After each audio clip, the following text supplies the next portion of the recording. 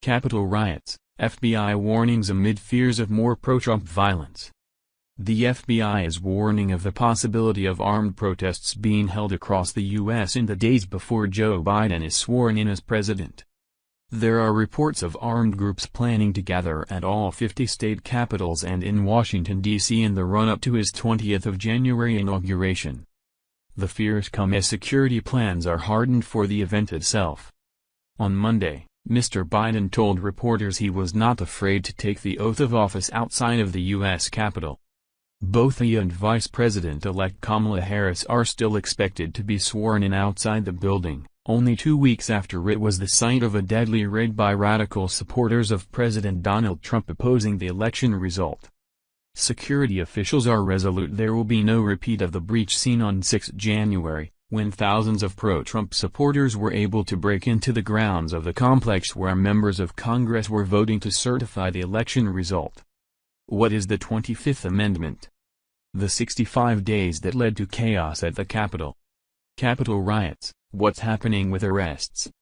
Chad Wolf, acting head of the Department of Homeland Security, said Monday that he had instructed the U.S. Secret Service to begin special operations for the inauguration on Wednesday, 6 days early, in light of events of the past week and the evolving security landscape. Officials say up to 15,000 National Guard troops could be made available to fortify the event. Later on Monday, Mr. Wolf became the third Trump cabinet secretary to step down since the Capitol riots, after Betsy DeVos and Elaine Chao. Mr. Wolf's exit plunged his department into turmoil just as it gears up to handle security for the Biden inauguration. Mr. Wolf last week called on Mr. Trump to strongly condemn the protesters who stormed Congress. The outgoing secretary said his departure had been prompted by recent events, including court rulings challenging the legal validity of his appointment. What further protests are planned? Law enforcement around the country are said to be bracing for the possibility of further violence in the days before Joe Biden takes office. Posts on pro-Trump and far-right online networks have called for protest action on a number of dates, including armed demonstrations in cities across the country on 17th of January and a march in Washington, D.C. on Inauguration Day itself.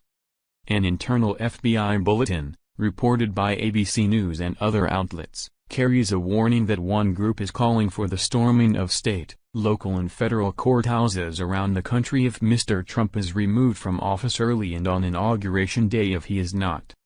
Calls for Mr. Trump's resignation, removal from office or impeachment have grown among Democrats and some Republicans in the days following the riots. Local police agencies have been told by federal law enforcement to increase security at state houses following last week's violence, according to U.S. media.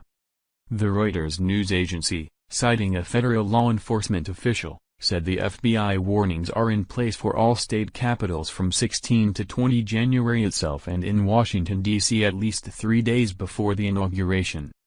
Although the violence at the U.S. Capitol dominated headlines last week, similar smaller incidents were reported elsewhere in the country at the same time.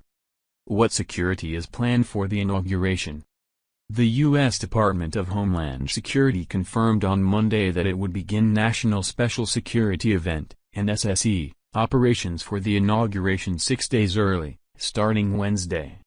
The designation allows a wide range of security and law enforcement agencies to coordinate together on special protective measures, like enforcing road closures and a secure perimeter.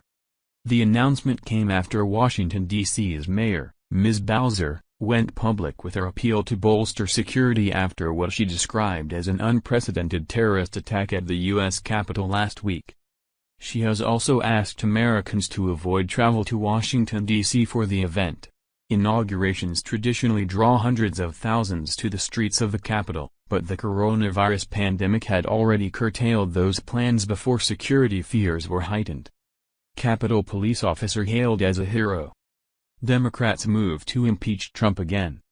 The chief of the National Guard Bureau, General Daniel Hokanson, said Monday that 10,000 troops will be in Washington, D.C. by the weekend, with about 5,000 more available if requested by local officials. Elsewhere, The National Park Service announced that it has closed the Washington Monument to visitors amid credible threats of further violence.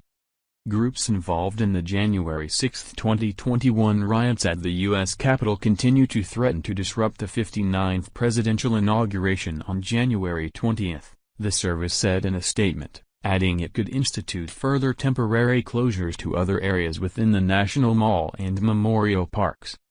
Speaking as he got his second COVID-19 vaccine on Monday, Mr. Biden said he was not afraid to take his oath of office outside despite security fears. His inauguration committee has announced that the ceremony will be themed around America United.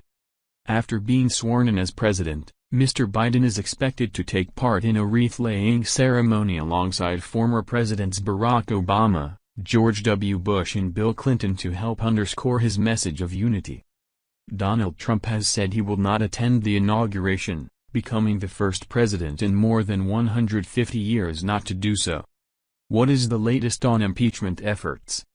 The warnings about further pro-Trump violence come as efforts move forward to impeach the president for his role in last week's deadly invasion of the Capitol.